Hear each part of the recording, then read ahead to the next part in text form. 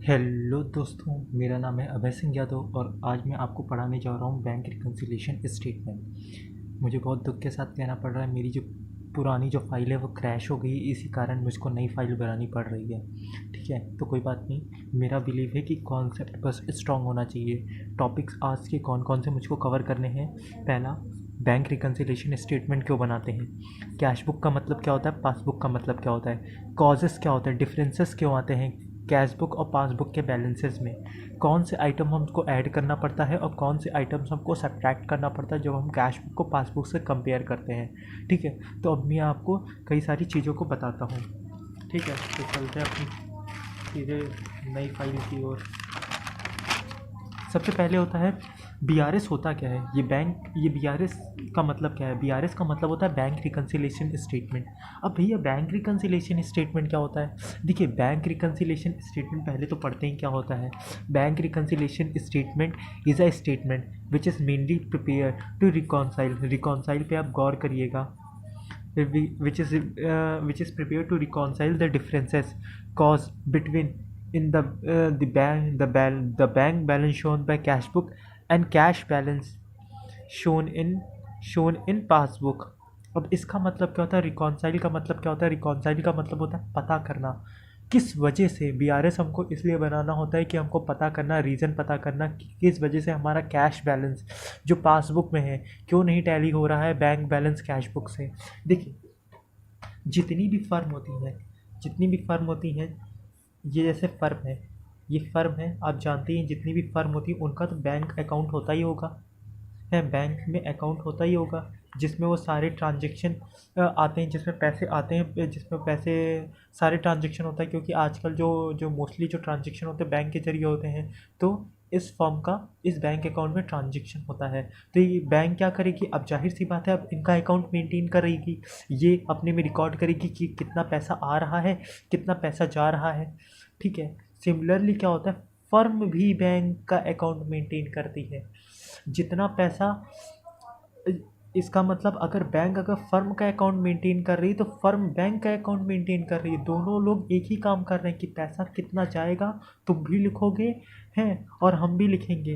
कितना पैसा में डिपॉजिट हुआ तुम भी लिखोगे अपने अकाउंट में, मैं भी लिखूंगा अपने अकाउंट में। कितना पैसा विड्रॉ करा तुम भी लिखोगे अपने अकाउंट में, मैं भी लिखूंगा अपने अकाउंट में। तो इसका मतलब जो दोनों काम एक ही, जब दोनों लोग एक ही काम कर रहे हैं कि पैसा कितना आ रहा है कितना जा रहा है, तो जाहिर सी बात है भाई दोनों के अकाउंट टैली होने चाहिए। कॉमन सेंस यार।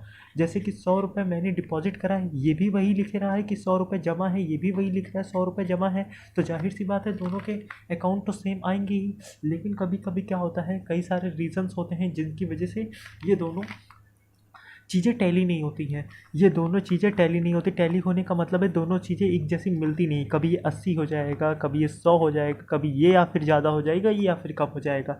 इसीलिए हम बैंक रिकन्सिलिएशन स्टेटमेंट बनाते हैं। आई होप समझ में आ गया। नहीं समझ में आया तो चलिए मैं दूसरी तरीके से समझाता हूँ।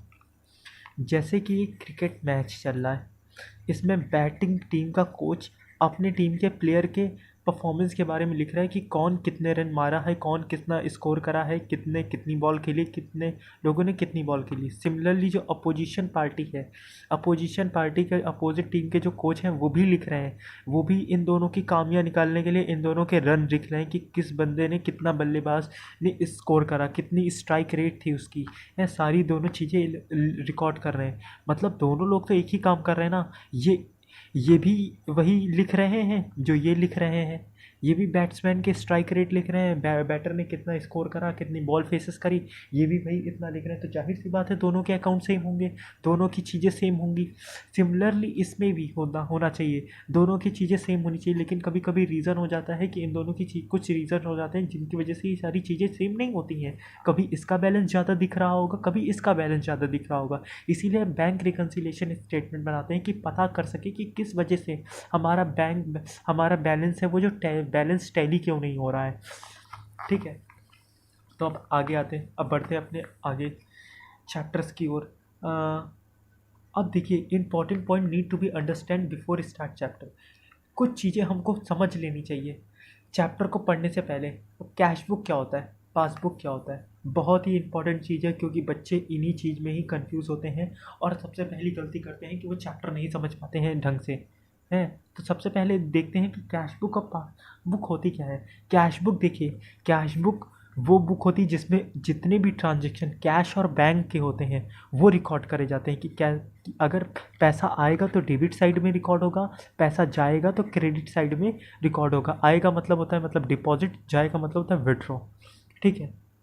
और कैश बुक कौन बनाता है? कैश बुक बनाती है फर्म बनाती, जिसमें वो अभी तो आप लोग 2 कॉलम कैश बुक पढ़े होंगे कि कैश बुक होती है और एक कैश बैलेंस मेंटेन करा जाता है, एक बैंक बैलेंस मेंटेन करा जाता है। सिमिलरली पासबुक क्या होती है? इस चैप्टर के लिए पासबुक क्या होती है मैं बता रहा हूँ, है। पासबुक, आप जाहिर सी बात है, सबसे पहले जब मैं पासबुक बोलूँगा आपके दिमाग में वो जो कॉपी याद आ रही होगी, वो जो घर पे जो कॉपी होती है बच्चों, उस कॉपी को अगर आप लेके चलेंगे कि वो पासबुक हो रही है तो आप इस चैप्टर में मास्टरी नहीं कर पाएंगे। वो तो भैया डुप्लीकेट पासबुक होती है, डुप्लीकेट पासबुक होती है। रियल पासबुक किसके पास होती है? अब आप पूछेंगे भैया अगर डुप्लीकेट होती तो रियल पासबुक किसके पास होती? भाई रियल पासबुक बैंक के पास होती है। जब भी आप पैसा जमा करवाने जाते हैं जब भी आप पैसा जमा करवाने जाते हैं कैशियर के पास, तो कैशियर क्या करेगा? आपका अकाउंट अपने कंप्यूटर में खोलेगा, पैसा जमा कराएंगे तो वो अपने में एंट्री कर देगा कि हाँ इतना जमा हो गया। तो वो जो कंप्यूटर में जो आपके नाम का जो अकाउंट है वो है आपकी रियल पासबुक।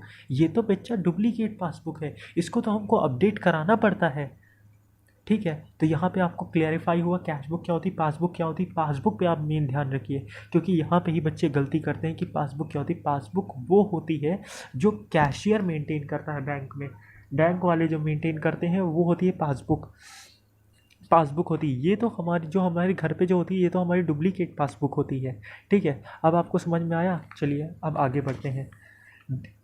इसको पढ़ने से पहले मैं आपको आगे की ये वाली चीज़ बताना। एक मिनट जरा कॉपी आगे कर लूँ, बहुत अंधेरा हो गया, ठीक है। Debit balance in cash book and credit balance in cash book का मतलब क्या होता है? देखिए, डेबिट बैलेंस ये कैश बुक है, ठीक है। Particular amount debit credit. Debit balance का मतलब क्या होता है? आपने कैश बुक बनाई थी, ठीक है, बनाई होगी, अभी तक चैप्टर पढ़ चुके हैं। डेबिट बैलेंस में क्या होता है? डेबिट बैलेंस में जब पैसा आता है तो हम उसको लिखते हैं ना, पैसा आने को क्या बोलते हैं? कैश बुक में डेबिट बैलेंस बोलते हैं। तो वो फेवरेबल बैलेंस हुआ, यानी कि पॉजिटिव बैलेंस।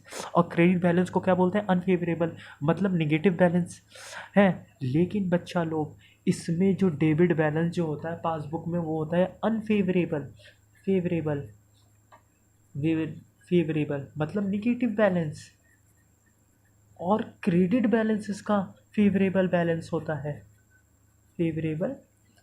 होता है। जब पैसा बढ़ता है हमारे बैंक अकाउंट में तो क्रेडिट होता है। क्रेडिट बोलते हैं कि हमारे में इतने रुपए क्रेडिट हो गए। लेकिन जब हमारे में पैसा कम होता है तो वो उसको बोलते हैं डेबिट बैलेंस, डेबिट हो गया हमारे अकाउंट से इतना पैसा, ठीक है। आप समझ गए? ये दोनों चीज़ें आपको समझ में आ गई, ठीक है। अब लेकिन अभी आपको यहाँ पे मैं और समझाना चाहता हूँ आखिर क्यों बोलते हैं क्रेडिट बैलेंस और क्यों बोलते हैं डेबिट बैलेंस। क्रेडिट, भाई जब इसमें पैसा जब आ रहा है तो हम इसमें डेबिट साइड में लिख रहे हैं, इसमें जब पैसा बढ़ रहा है कैश बुक में हम डेबिट साइड में लिख रहे हैं, बट इसमें जब पैसा बढ़ रहा है तो हम इसके क्रेडिट साइड में क्यों लिख रहे हैं? जाहिर सी बात है आपके दिमाग में क्वेश्चन आया होगा, तो चलिए इस क्वेश्चन का भी निवारण कर देते हैं। तो इसके लिए हम चलते हैं अपने इस पन्ने पे। देखिए, एक मिनट, जैसे कि ये मिस्टर रामलाल है और ये बैंक है। रामलाल ने क्या करा, 50 रुपये क्या करे, बैंक से बोले बैंक मेरे 50 रुपये तुम रख लो, है डिपॉजिट कर लो मेरे अपने पास। तो बैंक गई, ठीक है भैया हम आपका डिपॉजिट कर लेंगे, आपके नाम से पैसा मैं जमा कर ले रहा हूँ। तो भैया ये बैंक की इनके प्रति क्या हो गई? बैंक की इनके प्रति लायबिलिटी हो गई। जिस दिन रामलाल पैसा मांगेगा उस दिन मुझको देना पड़ेगा पैसा, इसीलिए क्या करेगा। और लायबिलिटी का बैलेंस क्या होता है बच्चों? लायबिलिटी का बैलेंस होता है क्रेडिट।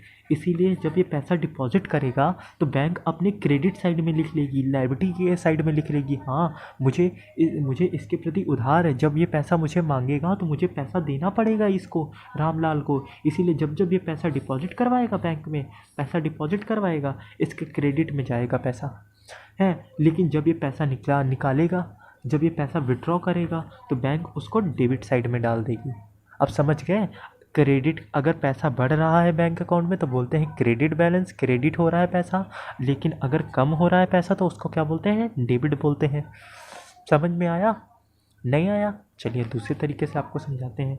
जैसे मिस्टर रामलाल है, चलिए दूसरा ही, और ये लखनलाल है। अब बैंक की जगह एक आदमी को ले लेता हूँ मैं। कॉन्सेप्ट वही है, जैसे मिस्टर रामलाल ने इनको उधारी दी, 500 रुपये उधार दिया। आपकी रोज़ाना की ज़िंदगी से जोड़ता हूँ, 500 रुपये उधार दिया। तो ये मिस्टर सुरेश के प्रति क्या है? अब सुरेश को तो जब इन्होंने कर्ज लिया तो अब इनको तो कर्ज देना पड़ेगा ना, इनकी एक तो लायबिलिटी हो गई ना। इसीलिए अपनी एक क्रेडिट साइड में लिखेंगे, क्रेडिट सॉरी हैं, इसीलिए क्या करेंगे, जब अपना खाता बनाएंगे तो एक लायबिलिटी साइड में लिखेंगे, हाँ राम के प्रति मेरी 500 रुपये है, 500 रुपये मेरी लायबिलिटी है, जिस दिन राम भैया मुझसे मांगेंगे मुझे देना पड़ेगा है। तो आपको दो बातें समझ में आई कि पासबुक में क्रेडिट बैलेंस को फेवरेबल बैलेंस क्यों बोलते हैं, पॉजिटिव बैलेंस क्यों बोलते हैं, डेबिट बैलेंस को नेगेटिव बैलेंस और अनफेवरेबल बैलेंस क्यों बोलते हैं। क्रेडिट जब पैसा होता है पासबुक में तो उसका मतलब क्या होता है? बढ़ता है पैसा कि घटता है, या डेबिट होता है पैसा तो बढ़ता है पैसा कि घटता है।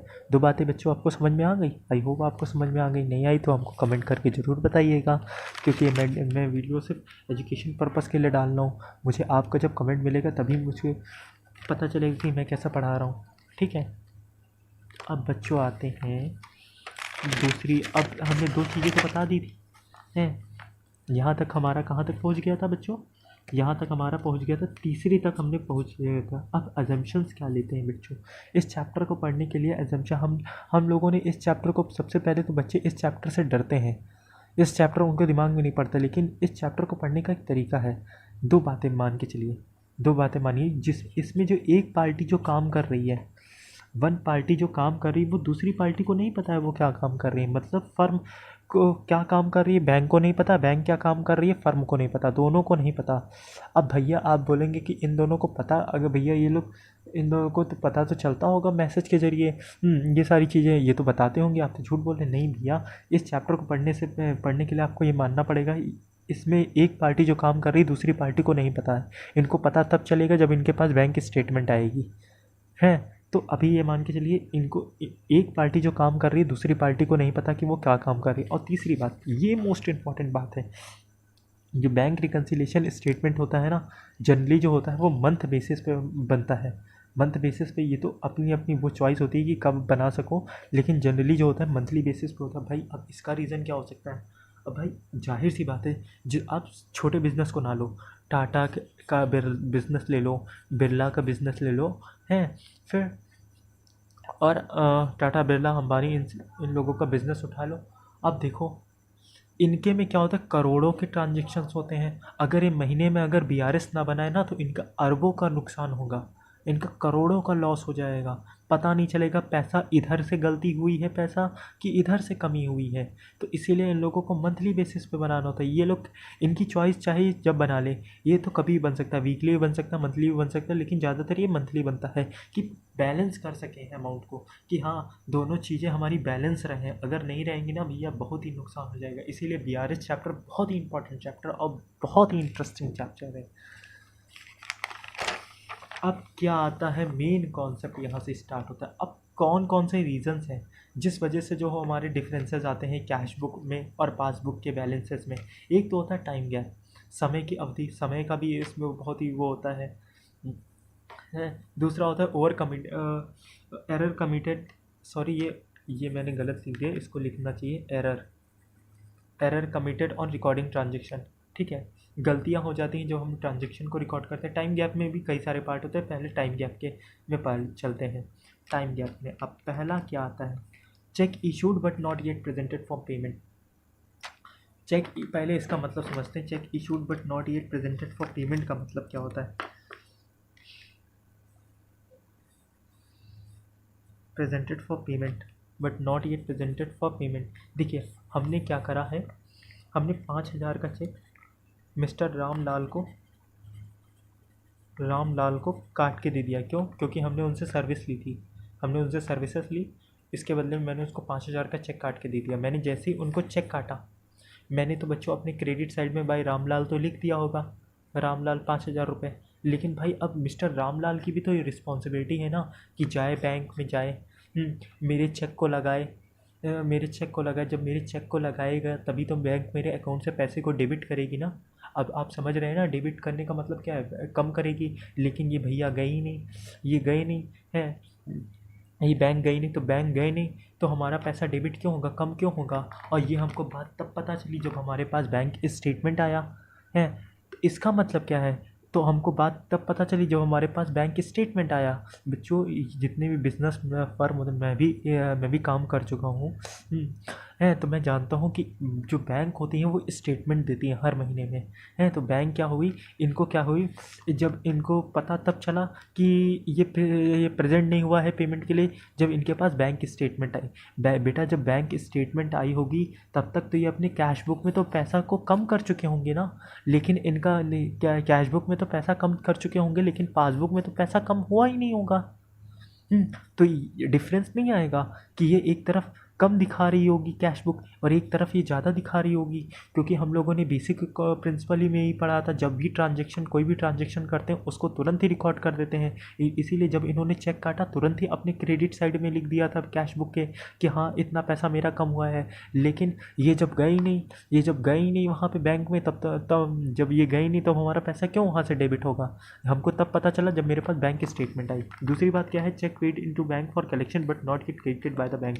इसका मतलब क्या है, not yet credited, not yet credited by the bank, ये दो बाय द बैंक। देखिए हमको कहीं से चेक मिला, 5,000 का चेक मिला किसी क्रेडिटर से जिसको मैंने सामान उधार पे दिया था। मैंने क्या करा, उसका चेक क्या करा, बैंक में लगा दिया। बैंक में लगा दिया चेक है। हम ये मान के चले, क्योंकि हम लोग मानते हैं जिस दिन हम लोग ये मान के नहीं चलते हैं, एक प्रिंसिपल में बताया गया था आपको बेसिक कि ये ट्रांजेक्शन हो जाएगा। जैसे ही हमने बैंक में डिपॉजिट करा उसी दिन मैंने अपने डेबिट साइड में पैसा लिख लिया था 5,000 से। लेकिन जैसे मैंने यहाँ पे तो लिख लिया, लेकिन बैंक में अभी तक वो क्रेडिट नहीं हुआ, अभी तक वो पैसा चढ़ा नहीं है हमारे बैंक अकाउंट में। जब वो पैसा हमारे बैंक अकाउंट में चढ़ेगा नहीं तो एरर तो आएगी ना, डिफरेंस तो आएगा। एक तरफ आपकी कैश बुक ज़्यादा दिखा रही होगी, कैश बुक ज़्यादा दिखा रही होगी, पासबुक आपकी कम दिखा रही होगी। तो एक ये रीज़न हो गया, ठीक है। दो रीज़न आपको समझ में आए, आई होप आप अंडरस्टैंड कर पा रहे होंगे सारी चीज़ें। Cheque paid into bank for collection but dishonour by the bank. Same example लेते हैं, 5,000 का चेक मुझे कहीं से मिला, मैंने बैंक में जमा करा दिया। डिसऑनर का मतलब भी मैं आपको बताऊंगा, but dishonour into the bank. मैंने क्या करा, 5,000 का चेक मुझे कहीं से मिला, मैंने क्या करा, इस चेक को क्या करा, बैंक में लगा दिया। बैंक में लगा दिया, जैसे ही मैंने जिस दिन लगाया था उसी दिन मैंने अपने कैश बुक के डेबिट साइड में एंट्री कर दी थी, ठीक है, कि मेरा पैसा बढ़ गया, कैश बुक में मैंने पैसा बढ़ा दिया था। लेकिन जब बैंक में चेक गया, बैंक में चेक गया तो बैंक में क्या हो गया, ये चेक डिसऑनर हो गया। डिसऑनर हो गया, कई सारी वजह हो सकती हैं, या चेक बाउंस हो जाए, या जिस पार्टी से आपको चेक मिला उसके बैंक अकाउंट में पैसे ही ना हो, इन सारी चीज़ों से चेक बाउंस हो गया। अब इनको ये बात पता कब चली, फर्म को ये बात पता कब चली कि डिसऑनर हो गया, जब इनके पास बैंक स्टेटमेंट आई, बैंक स्टेटमेंट आई तब इनको ये बात पता चली कि चेक डिसऑनर हो गया। तब तक तो क्या होगा, तब क्या होगा, एक तरफ तो हमारा कैश बुक तो ज़्यादा दिखा रहा होगा क्योंकि उसी दिन उन्होंने एंट्री कर ली थी, लेकिन पासबुक नहीं, कम पासबुक कम दिखा रहा होगा। क्यों? क्योंकि वो तो चेक डिसऑनर हो गया। जब डिसऑनर हो जाएगा तब थोड़ी ना तुम्हारे अकाउंट में पैसा क्रेडिट होगा, ठीक है। अब आप बोलेंगे कि नहीं सर, बैंक तो मैसेज भी करती है मोबाइल में। भाई इस चैप्टर को पढ़ने से पहले मैंने आपको क्या बताया था, आपको एजम्पशंस करना है। जो एक बैंक जो काम करती है वो दूसरी बैंक को नहीं पता है वो क्या काम कर रही है, ठीक है। एक बैंक जो काम करती है वो दूसरी बैंक को नहीं पता है, दूसरी पार्टी को नहीं पता है वो क्या काम कर रही है, ठीक है। इसीलिए इन्होंने मैसेज करा, लेकिन ये मान के चलिए इनका जो मोबाइल था टूट गया है, फूट गया है, ये उनका मोबाइल गिर गया जिस मोबाइल में मैसेज आते थे, ठीक है। एक ये रीज़न हो गया। अब क्या होता है, interest allow by the bank. भैया interest allow by the bank का मतलब क्या होता है, आपके फादर का अकाउंट होगा ही, फादर का हो या मदर का हो या सिस्टर का हो, किसी का भी या ब्रदर का हो, आपके भैया के बैंक अकाउंट में 50,000 रुपये पड़े थे। बैंक ने क्या करा, आपको 2% इंटरेस्ट अलाउ करा। 2% इंटरेस्ट का मतलब क्या हुआ, 2% इंटरेस्ट आपको दिया, आपके में 2% इंटरेस्ट उसने क्या करा, क्रेडिट कर दिया। 1,000 रुपये आपके बैंक अकाउंट में क्रेडिट कर दिया है। आपको पता नहीं, आपको पता तब चलेगा जब आपके घर पे आपके फर्म में वो बैंक स्टेटमेंट आएगी। बैंक स्टेटमेंट आएगी, आप बोलेंगे मैसेज करेगी बैंक। भाई मैंने इस चैप्टर को पढ़ने से पहले आपसे क्या बताया था, है इस चैप्टर को पढ़ने के लिए आपको कई सारी चीज़ें वो सारे माननी पड़ेगी ना, कि बैंक ने आपको मैसेज कराई, लेकिन आप मान के चलिए जो आपको मोबाइल में मैसेज था वो गिर गया, आपने मोबाइल चार्जिंग पे लगा था, आपने मैसेज देखा नहीं। जब आपने देखा नहीं मैसेज, तो आपने क्या करा, अपनी पासबुक में बढ़ाया नहीं होगा, कैश बुक में बढ़ाया नहीं होगा, तो एक तरीके का डिफरेंस नहीं आ गया, तो डिफरेंस आ गया, तो इस वजह से डिफरेंस आ गया। अब क्या होता है, bank charges and commission charge by the bank. Bank charges का मतलब क्या होता है यार, ये तो कुछ अजीब लग रहा है। बैंक चार्ज, भाई आपने देखा होगा कि जब भी आपके बैंक अकाउंट में कुछ भी पैसा क्रेडिट होता है, आपके मोबाइल में सडनली मैसेज आ जाता है कि हाँ इतना रुपए आपके में क्रेडिट हो गया, बैंक चार्ज कर दी है, सॉरी है। तो इसका जो मैसेज का जो वो चार्ज करती, भाई मैसेज जो करती है भाई मुफ्त में तो करती नहीं है, तो वो क्या करती है, उसका भी चार्ज लेती है, उसका भी पैसा काट लेती है। वो अब पैसा आपके घर से तो मांगने आएंगी नहीं, वो सीधे धड़ाक से आपके बैंक अकाउंट से उड़ा देगी पैसा। तो फिर क्या होता है, अब commission charge by the bank क्या होता है, देखो बैंक कई सारी सर्विसेज आपको प्रोवाइड करता है कि आपका जो बिल होता है वो मैच्योरिटी डेट से पहले ही डिस्काउंट करा देता है। ये एक सर्विसेज प्रोवाइड करता है आपको, आपके चेक को वो कलेक्ट कर लेता है किसी दूसरी जगह से, हैं, ये आपका काम करता है। तो ये इन सारी चीज़ों के लिए बैंक क्या करता है, आपसे कमीशन चार्ज करता है, बैंक चार्जेस वो चार्ज करता है। तो भाई अब ये क्या करता है, वो तो आपके सीधे बैंक अकाउंट से पैसा काट लेगा, बैंक अकाउंट से वो आपके बैंक अकाउंट से वो पैसा काट लेगा, इसका में पासबुक में पैसा डेबिट कर देगा। लेकिन आपको ये बात कब पता चलेगी, आपको बात ये तब पता चलेगी जब आपके पास बैंक स्टेटमेंट आएगा। बैंक स्टेटमेंट आएगा है, बैंक स्टेटमेंट आएगा, तब तक तो डिफरेंस क्या होगा, आप खुद ही अब पता चल जाएगा कि इस तब डिफरेंस क्या होगा। इसका डिफरेंस ये होगा कि एक तरफ तो हमारी कैश बुक ज़्यादा दिखा रही होगी, है, एक तरफ तो हमारी कैश बुक ज़्यादा दिखा रही होगी, लेकिन पासबुक हमारी कम दिखा रही होगी, क्योंकि इनको बात तब पता चलेगी जब इनके पास बैंक स्टेटमेंट आएगा। अब आते हैं छठा, direct deposit made by the customer on the bank account. अब इसका मतलब क्या होता है, ओफो, एक minute, flash excess temperature, mobile बहुत गर्म हो गया है।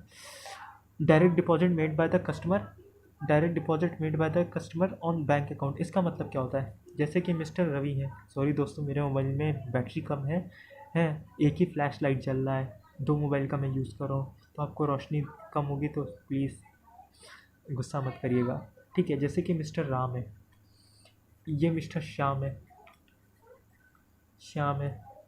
मिस्टर राम ने क्या करा, मिस्टर राम ने बच्चों क्या करा, मिस्टर राम ने इनसे सामान उधार पे लिया था, है, इन्होंने क्या करा, इनको कैश देने के बजाय इनके बैंक अकाउंट में पैसे जमा करा दिए, बैंक अकाउंट में पैसे जमा करा दिए, ठीक है, इनके बैंक अकाउंट में पैसे जमा करे, इसका मतलब इनके बैंक अकाउंट में पैसा क्रेडिट हो गया। लेकिन मिस्टर श्याम को पता तब चलेगा जब इनके पास बैंक स्टेटमेंट आएगी, इनके पास बैंक स्टेटमेंट आएगी तभी तो इनको पता चलेगा कि इनके अकाउंट में पैसा क्रेडिट हो गया है, इनके अकाउंट में पैसा क्रेडिट हो गया, तो इनको पता तब चलेगा जब बैंक स्टेटमेंट आएगी। आप फिर बोलेंगे सर मैसेज तो करेगी, बच्चों मैंने क्या बोला, आपको ये मानना पड़ेगा, इन्होंने बैंक ने मैसेज करा, ठीक है, मैं मान लो मैसेज करा, लेकिन तुम मैसेज देख ही नहीं पाए, तुमने मैसेज देखा ही नहीं, मोबाइल टूट गया था, मोबाइल स्विच ऑफ था, कई दिन से कहीं चोरी हो गया था, ठीक है, तो इनको पता तब चला जब इनके पास बैंक स्टेटमेंट आई, बैंक स्टेटमेंट आई, तब तक डिफरेंस क्या होगा, डिफरेंस तो एक ये होगा ना कि एक तरफ तो हमारी कैश बुक ज़्यादा दिखा रही होगी, है, कैश बुक हमारे सॉरी, एक तरफ तो हमारी पासबुक ज़्यादा दिखा रही होगी लेकिन कैश बुक कम दिखा रही होगी। अब क्या होता है, payment made by the bank on the behalf of the customer. अब इसका मतलब क्या होता है, payment made by the bank on the behalf of the customer का मतलब क्या होता है, देखो कभी कभी क्या होता है, हम बैंक को इंस्ट्रक्शन दे देते हैं कि बैंक मेरे पेमेंट हो जाने चाहिए, किसी भी तरीके से मेरे पेमेंट हो जानी चाहिए। पेमेंट कौन से होते हैं? Telephone expenses, telephone expenses payment होना, इलेक्ट्रिसिटी बिल, स्कूटी ईएमआई, कई सारी चीज़ें। ईएमआई हमने बैंक को बोल दिया अभी बैंक मेरी किस्तें नहीं रुकनी चाहिए किसी भी कीमत पे, हर महीने में इस तारीख को मेरे पेमेंट हो जानी चाहिए। बैंक क्या करेगी? कहेगी ठीक है सर मैं आपके पेमेंट कर दूंगी, हैं तो बैंक आपसे आपके बैंक अकाउंट से सीधे पैसे उड़ा देगी, हैं पेमेंट कर देगी। लेकिन आपको पता तब चलेगा जब बैंक आपके घर पे स्टेटमेंट भेजेगी, ठीक है। आप बोलेंगे फिर कहेंगे मैसेज दिया था, ठीक है। तो मैं बोल रहा हूँ ना, आप गए आपने मोबाइल कहीं पे रख दिया था, आपने मैसेज देखा नहीं, तो इसमें डिफरेंस बेटा क्या आएगा? आपको खुद पता है। एक तरफ हमारी पासबुक कम होगी लेकिन कैश बुक ज़्यादा दिखा रही होगी। क्यों? क्योंकि फर्म को कब पता चलेगा? फर्म को पता तब चलेगा जब इनको बैंक स्टेटमेंट मिलेगी, ठीक है। दो बातें आपको यहाँ तक समझ में आ गई। अब देखिए अब क्या होता है, अब लास्ट है interest and dividend collected by the bank. देखिए कभी कभी जैसे कि एक फर्म है, इस फर्म ने क्या करा, दूसरी फर्म के शेयर्स को खरीद लिया। शेयर्स को जब खरीद लिया, इस फर्म को क्या हो गया? प्रॉफिट हो गया। प्रॉफिट हो गया इस फर्म को। इस फर्म ने क्या करा? प्रॉफिट जब हुआ तो इनको क्या करा? डिविडेंड दे दिया। इनको डिविडेंड इनके हाथ में कैश में नहीं दिया बेटा, डिविडेंड जो होता है वो बैंक अकाउंट में चला जाता है, अकाउंट में चला जाता है। तो इनको क्या हुआ? एक मिनट, सॉरी दोस्तों आपको बहुत ही परेशानी हो रही है, बट मेरा मोबाइल बहुत ही हीट मारा है। ये पॉइंट मेरा लास्ट होगा, इसके बाद मैं नेक्स्ट वीडियो में आपको अपलोड करके बता दूंगा, ठीक है। सॉरी, ठीक है दोस्तों, तो नाराज़ मत होइएगा, बट कॉन्सेप्ट मैं सही बता रहा हूँ, ठीक है। जैसे कि ये बंदा है, इस फर्म ने क्या करा? इस कंपनी के शेयर्स को परचेज़ करा। इस कंपनी को प्रॉफिट हुआ, तो इस कंपनी ने प्रॉफिट हुआ तो इसका क्या करा? इस कंपनी ने डिविडेंड डिक्लेयर कर दिया, तो इसने क्या करा? इनको डिविडेंड दे दिया। इनको डिविडेंड इनके हाथ में कैश में नहीं दिया, इनके बैंक अकाउंट में पैसे डिपॉजिट कर दिए उतने। तो इनको मिस्टर राव, इस फर्म को पता तब चलेगा जब इनके पास बैंक स्टेटमेंट आएगी। बैंक स्टेटमेंट आएगी, बैंक स्टेटमेंट आएगी। तब तक बेटा डिफरेंस क्या होगा आपको अभी तक पता चल गया होगा कि एक तरफ तो हमारी पासबुक ज़्यादा दिखा रही होगी, लेकिन कैश बुक कम दिखा रही होगी। इनको लेकिन पता तब चलेगा, लेकिन अब बोलेंगे अब इनको पता कब चलेगा? इनको पता तब चलेगा जब इनके पास बैंक स्टेटमेंट आएगी। इसीलिए चैप्टर बहुत ही इंटरेस्टिंग है पढ़ने के लिए। नेक्स्ट वीडियो में आपसे जल्द मिलेंगे। नमस्कार।